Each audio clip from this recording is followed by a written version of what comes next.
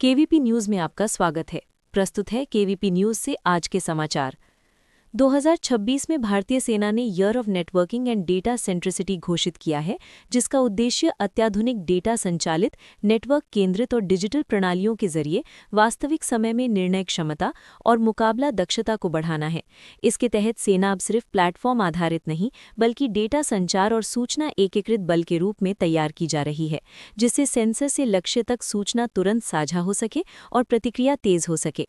Short term योजनाओं में सेना AI, machine learning, big data analytics और स्वॉर्म ड्रोन जैसी तकनीकों को युद्ध क्षेत्र की निगरानी, लक्ष्यों की पहचान और निर्णय समर्थन प्रणालियों में लागू करना शामिल है, ताकि युद्ध निर्णय और परिस्थिति जागरूकता में सुधार हो।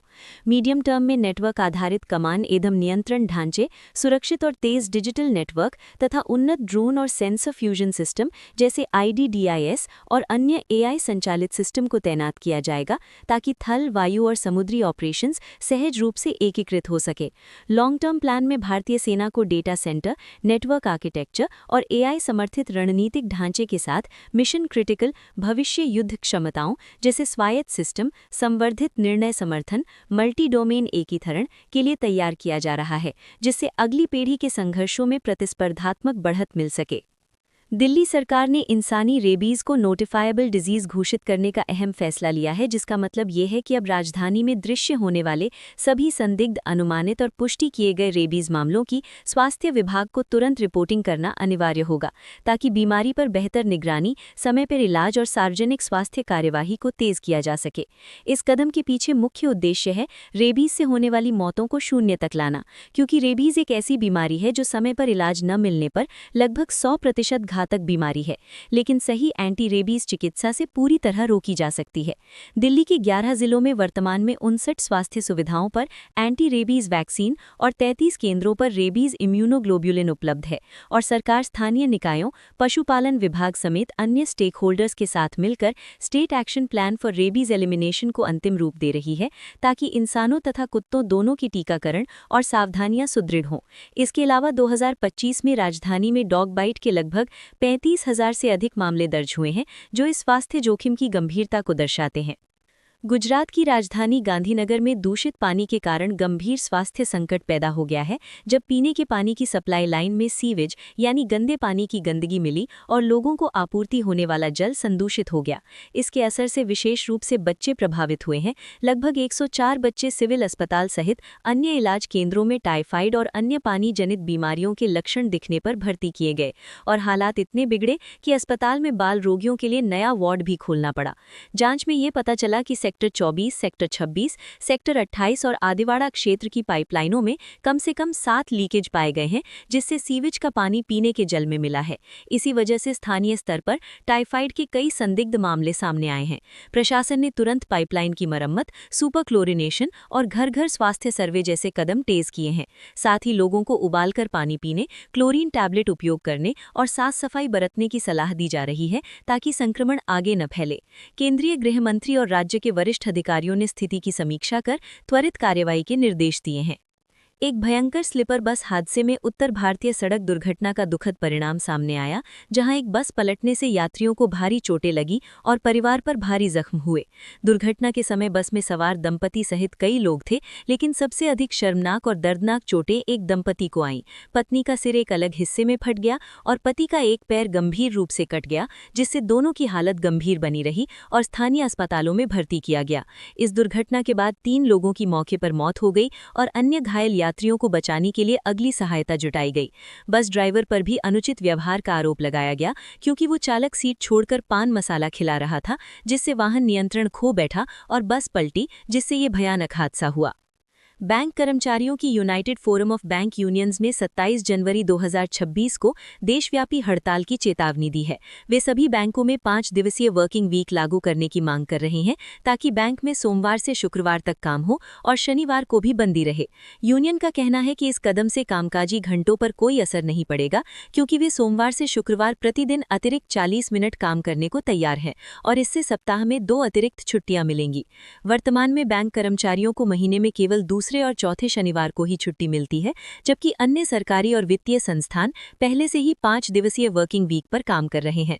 अगर सरकार उनकी इस मांग पर उचित जवाब नहीं देती है तो 27 जनवरी को सार्वजनिक बैंकों का काम लगातार 3 दिनों तक प्रभावित हो सकता है, क्योंकि 25 और 26 जनवरी पहले से अवकाश है और यूएफबीयू ने पूरे देश में संघर्ष का आह्वान किया है। डेरा सच्चा सौदा प्रमुख गुरमीत राम रहीम सिंह को उनके साध्वियों के यौन शोषण और पत्रकार हत्या जैसे गंभीर अपराधों के लिए 20 साल की जेल की सजा काटते हुए फिर से 40 दिन की पैरोल दी गई है और वे 15वीं बार सलाखों से बाहर आएंगे।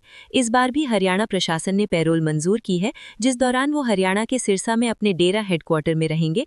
इससे पहले भी उन्हें कई बार पैरोल और फरलो मिली है, जिसमें वो सिरसा और उत्तर प्रदेश के बागपत आश्रम में रहे हैं।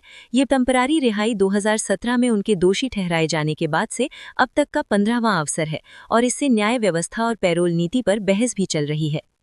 अमेरिका के राष्ट्रपति डोनाल्ड ट्रंप ने वेनेजुएला की अंतरिम राष्ट्रपति डेल्सी रॉड्रिगेज को चेतावनी दी है कि अगर वे अमेरिका की शर्तों के अनुरूप न चलीं और सहयोग न करें तो उनका हश्र वहां के पूर्व राष्ट्रपति निकोलस मदुरो से भी बुरा हो सकता है।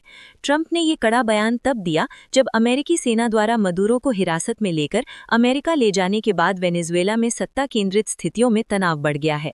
उन्होंने एक इंटरव्यू में कहा कि रॉड्रिगेज को सही काम न करने की स्थिति में बहुत बड़ी कीमत चुकानी पड़ सकती है, जो मदुरो को भुगतनी पड़ी थी, उससे भी गंभीर हो सकती है। इस धमकी को अंतर्राष्ट्रीय राजनीति में अमेरिका के वेनेजुएला पर दबाव बढ़ाने के संकेत के रूप में देखा जा रहा है और इससे दोनों देशों के बीच तनाव और बढ़ गया है। चीन ने अमेरिका के वेनेजुएला में सैन्य कार्यवाही और राष्ट्रपति निकोलस मदुरो को हिरासत में लेकर अमेरिका ले जाने की कड़ी निंदा की है और इसे अंतर्राष्ट्रीय कानून और देशों की संप्रभुता का उल्लंघन करार दिया है। बीजिंग ने स्पष्ट कहा है कि किसी भी देश को दुनिया का जज बनने का अधिकार नहीं है और अमेरिका द्वारा मदुरो और उनकी पत्नी को हटाना गलत है। इसलिए चीन ने उनकी तुरंत रिहाई की मांग की है और कहा है कि समस्या का समाधान संवाद और बातचीत से होना चाहिए, न कि जबरदस्ती। चीन ने अमेरिकी कार्रवाई को प्रभुता पर हमला और अंतर्राष्ट्रीय संबंधों के मौलिक नियमों का उल्लंघन बताया है और अमेरिका से आग्रह किया है कि वो वेनेजुएला की सरकार को अस्थिर न करें और संयुक्त राष्ट्र चार्टर का पालन करें। इसके साथ ही उत्तर कोरिया ने भी अमेरिका के वेनेजुएला पर हमलों की निंदा करते हुए कहा है कि इस प्रकार का अमेरिकी व्यवहार गुंडागर्दी जैसा है, जो अंतर्राष्ट्रीय शांति और सुरक्षा के लिए खतरा पैदा करता है। फिल्म धुरंधर ने भारतीय सिनेमा में एक नया रिकॉर्ड कायम किया है, बॉक्स ऑफिस पर इतिहास रच दिया है। ये अब पहली बॉलीवुड हिंदी फिल्म बन गई है जिसने भारत में ही 800 करोड़ रुपए से अधिक की कमाई कर ली है। स्पाई एक्शन थ्रिलर के रूप में रिलीज हुई ये फिल्म 30वें दिन तक घरेलू नेट कलेक्शन में ये बड़ा मुकाम हासिल कर चुकी है। बांग्लादेश क्रिकेट बोर्ड ने 2026 आईसीसी मेंस टी20 वर्ल्ड कप को भारत में खेलने से साफ इनकार कर दिया है और कहा है कि उनकी नेशनल टीम भारत नहीं आएगी, क्योंकि हालिया घटनाओं के चलते खिलाड़ियों की सुरक्षा और भलाई पर चिंता बरतते हुए उन्होंने आईसीसी से अपने मैचों को भारत की बजाय किसी अन्य जगह, खासकर श्रीलंका में कराने का औपचारिक अनुरोध किया है।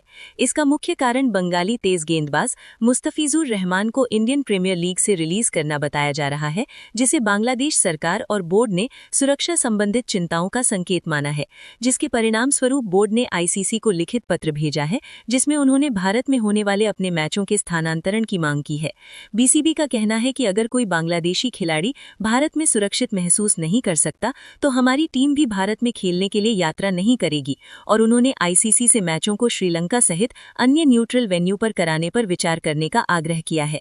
हालांकि आईसीसी की ओर से अभी तक कोई अंतिम फैसला नहीं आया है। हरियाणा के हिसार जिले की युवा पहलवान अंतिम पंघाल ने इलामी में इतिहास रचते हुए सबसे महंगी भारतीय महिला रेसलर बनने का रिकॉर्ड बनाया है।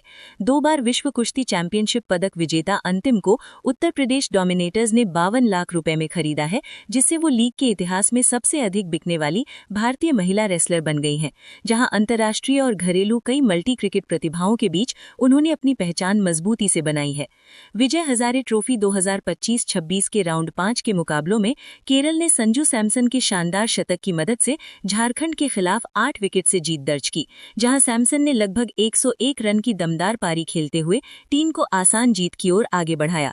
इस टूर्नामेंट में हार्दिक पांड्या ने बड़ौदा की टीम के लिए तेज और तूफानी शतक जड़ा, जिसमें उन्होंने 68 गेंदों में 133 रन बनाकर टीम का स्कोर मजबूत किया, जबकि ऋषभ पंत ने भी अर्धशतक बनाया और अपने खेल से सबका ध्यान खींचा। इसी सिलसिले में देवदत्त पाडिक्कल ने 5 मैचों में अपना चौथा शतक जमाया, जिससे से कर्नाटक को भी जीत हासिल हुई और उनका ये प्रदर्शन सिलेक्टरों के रेडार पर आया।